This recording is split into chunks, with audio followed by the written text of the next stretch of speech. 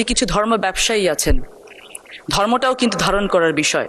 আমি খুব অবাক হয়ে দেখেছি, বিগত কিছুদিন আগে আমাদের এই সংসদের বিভিন্ন সহকর্মীদেরকে নিয়ে, নারী সহকর্মীদেরকে নিয়ে সংসদের বাইরে কুরুচিপূর্ণ মন্তব্য করা হয়েছে।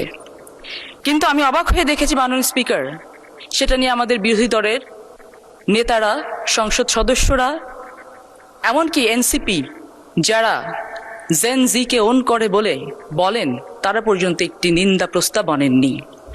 এখানে দাঁড়িয়ে মাননীয় স্পিকার আমি বলতে চাই, পৃথিবীতে এমন কোনো ধর্ম নেই যে ধর্ম কখনো পুণ্যকে না বলেছে, পাপকে হ্যাঁ বলেছে। ইসলাম সব থেকে বেশি সম্মানিত করেছেন নারীদেরকে। সেই নারীদেরকে মাননীয় স্পিকার, সংসদ সদস্যরা যখন কুরুচিপূর্ণ ভাষায় মন্তব্য করে, এটি পুরো বাংলাদেশকে, নারী জাতিকে কুরুচিপূর্ণ ভাষায় মন্তব্য করা হয়।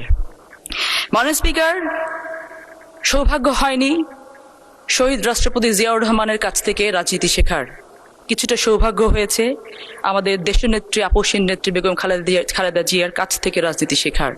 আর বর্তমানে অভিভাবক হিসেবে একজনকে পেয়েছি মাননীয় স্পিকার, তিনি এমন একজন দক্ষ নাবিক, সাগর যত উত্তালি হোক না কেন পথ হারানোর কোনো উপায় নেই ইনশাআল্লাহ।